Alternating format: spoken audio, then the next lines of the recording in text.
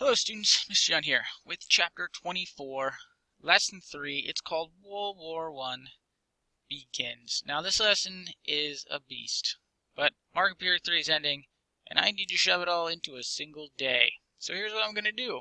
I'm going to tell you that you should definitely read this lesson in the book sometime before the test. But as for today's lesson, I'm going to break it down Barney style, which is to say the simplest terms possible so that we can fit it into a day. Here we go, diving into it. So, there we were.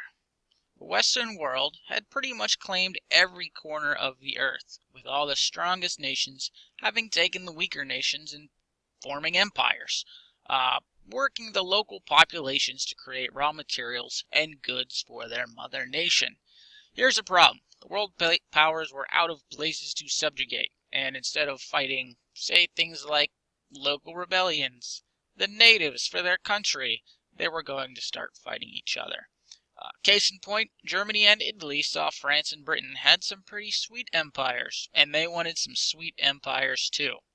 Too bad, Germany and Italy. No land left. Italy, you failed to conquer Ethiopia. Go stand in a corner.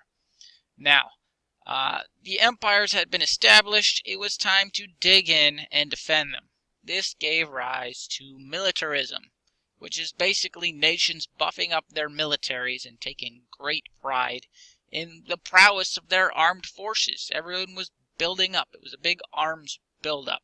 Now, in order to increase the number of soldiers in their armies, countries instituted a draft, aka conscription, which is mandatory service in the military. An example of this might be every male between the age of 18 and 22 has to serve in the military. Something like that. Now, Britain had the world's leading navy at the time. Now, in the early 1900s, Germany wanted to improve its navy. They wanted a sweet navy too. Britain saw Germany boosting up their navy, and so they built up their navy even more so that they would stay the best. This is what was happening in this time in militarism. Everyone basically wanted the biggest, baddest army. Now, nations were not going to go at it alone in the case that conflict broke out, so you had nations forming alliances. Basically, they said, all right, you're our buddy. If you go to war, we're going to go to war with you.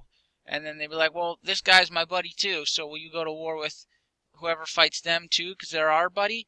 This sort of intricate web was weaved. In the early 1900s, you ended up with two major alliances forming. You had what is known as the Triple Entente, consisting of Britain, France, and Russia, and Entente being a French word meaning understanding between nations. And the Triple Alliance was Germany, Italy, and Austria-Hungary. You'll note that Italy will not side with Germany and Austria-Hungary when the war starts.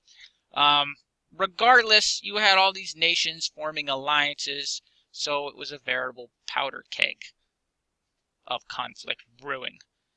Alright, war in the Balkans. Now, this gets a bit loony, so stay with me here.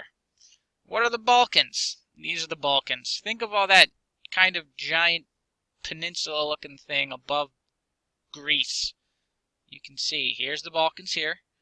Here's a close-up of the Balkans.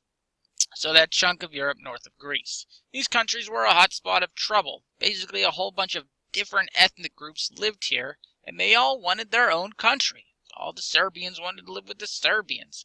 And people from Montenegro wanted to make a country with their other people from Montenegro. These cultures had all been mixed together in countries, and they wanted their own countries. Okay, one such group was the Serbians. Now, they managed to form their own country. It was called Serbia. Alright, and the Austrian-Hungary Empire wasn't very keen on this idea of all these little ethnic groups breaking off and forming their own country and taking chunks out of their Austrian-Hungarian Empire.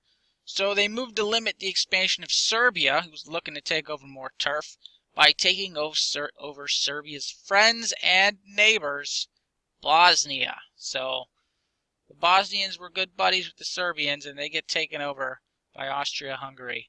The Serbians were very upset at this. Mega ticked off is what I put in the lesson. So, With Russia's backing, because now Serbia is friends with Russia, they prepare for war with Austria-Hungary. Then Austria-Hungary's buddy Germany says, Russia, we saw you cozying up to Serbia and the Bosnians, and you better back off. And so Russia did back off, and war was averted because now Serbia didn't have Russia's backing. Needless to say, the Serbs in Austria-Hungary did not get along. It was, as we mentioned, a powder keg. Heads are butting, and they don't like each other. So, when Archduke Franz Ferdinand, the heir of the Austrian-Hungarian Empire, goes to visit Bosnia in June of 1914, not a real great place to be. It's kind of like being maybe like a Penguins fan in Philadelphia going to see a Flyers game. You're surrounded by people that don't like you. And so, no surprise, when Franz Ferdinand, heir to the Austrian-Hungarian Empire, gets shot and killed, as well as his wife, by a Serbian national named, where's Princep? Oh, it was Princep was his last name. His name was oh, I'm having a mind. Oh, Gavrilo Princip. That's it. Gavrilo Princip. So he was part of this secret organization called the Black Hand that basically wanted Bosnia to be a part of Serbia and to form a Slavic state with them. So they didn't like Austria-Hungary. They didn't like them taking over their country. They wanted to go hang out with Serbia. So they killed Franz Ferdinand and his wife. So Austria-Hungary declares war on Serbia because they blame Serbia for their heir getting blown away in the street. At this point, everyone who's allies with everyone starts declaring war with each other. This web of alliances comes to fruition. You end up with two distinct groups. You have the Allies, which is France, Britain, Russia, and Italy, and the Central Powers, called Germany, Austria-Hungary, the Ottoman Empire, and Bulgaria. Okay, so everyone's at war with each other now. There's two sides, the Allies and the Central Powers. On what was called the Western Front, France and Germany worked together to stop the German advance into France. Germany fought the Allies into a stalemate. Both sides dug in, literally digging into the ground, in a large series of trenches that stretched for thousands of miles. World War I was a new kind of war, with new technology. Mankind's ability to kill each other had reached new heights, where cannons could now fire farther and more accurately with bigger explosive shells. Razor wire was spooled across the land, and the machine gun killed people by the dozens. Let's not forget tanks, airplanes, poison gas, and submarines. These are all things that are new to World War I. We could basically go on for hours with the weapons, but alas, we cannot. Here is a cool diagram of the trenches that I found. Now, World War I soon turned into total war, meaning it affected not just the soldiers, but the whole populations of the countries involved. Vast resources were being sent to the war effort, and this led to shortages and rationing for civilians. Taxes were raised, money was borrowed, strikes were banned, and factories manufactured weapons of war instead of consumer goods. Governments created propaganda, which is essentially government-sanctioned information that is biased and controls public opinion. So if the United States is at war with Germany, the government is pushing out pamphlets and news that makes Germany look bad and the USA look awesome. That's propaganda. Now, basically all the healthy young men were off fighting and the women took their jobs in the factories. It's total war. Everyone is involved. On the Eastern Front was Russia versus Germany and Austria-Hungary. Russia was the least industrialized of the European powers, and Germany and her allies had a hope to knock Russia out very quickly. The Eastern Front didn't stabilize like the Western Front did and end up bogging down in trench warfare. So the Eastern Front moved a lot. You can see here from the graphic that territory changed hands rapidly, unlike in the West. Now, even though Russia was unprepared for modern war, they held their ground, and Germany was forced to shift resources from the embattled Western Front to go deal with Russia, so in that part, at least, Russia did a little bit. All right, America.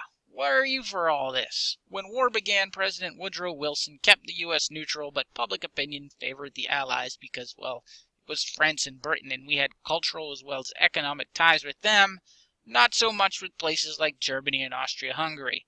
Now, Britain had that awesome navy that we mentioned, and it was using it to blockade Germany. So, to combat the blockade, Germany was using this new technology called submarines. In particular, German submarines are called U-boats, which is short for Unterseeboots, which is German for U-boats. Now, Germany said it would use the U-boats to sink any merchant ships entering British waters, and Germany kept its promise because it sunk the Lusitania, which was carrying military supplies, but also 1,100 civilians, including 128 Americans. President Woodrow Wilson said, "Germany, you better knock it off and not kill any more Americans, or we're going to get super mad." And so Germany, not wanting America to get into the war against them, kind of did lay off the unrestricted submarine warfare for quite a while. That is until Germany tried to get sneaky squirrel and sent a letter to Mexico, which Britain intercepted and shared with us. Germany was basically saying, hey, Mexico, if you side with us in World War I, they didn't call it World War I at the time. They didn't know there was going to be a World War II. In this great war, we will promise to help you get back Texas, New Mexico, and Nevada, which at the time hadn't really belonged to the United States for all that long, maybe like 50 years. Seems like a really long time ago, but it wasn't at the time. So the United States was super mad about this. The people, very mad at Germany. On top of that, at this point, Germany said, we're not going to tell our submarines to stop sinking American boats anymore. So after 4 U.S. ships were sunk by German U-boats, Woodrow Wilson broke off relations with Germany, and the USA entered the war. On the side of the Allies, of course. Now, a lot has happened in this lesson. I've embedded this sweet video from Crash Course in History that explains the beginning of World War I in greater detail, particularly the Balkan Wars, which is just a giant mess. And then you have your assignment. World War I continues in tomorrow's lesson, which is called World War I Brings Change. And that is the end of the chapter. Now, your assignment for today. Please answer the following questions using complete sentences. What single event is often attributed to having started World War I? Alright. And what is total war in World War I? What does that mean? So, complete sentences, please. Remember, more is better. But you can be kind of concise as long as the answer is correct. Alright, that's it. If you have any questions, please let me know. This is really a subject that can be extrapolated on much more than we are in a single, well, 2 lessons. So feel free if you're interested. There's all kinds of YouTube videos. If you have Netflix, I don't doubt there's documentaries on there about it. I mean, we've got the invention of tanks in here.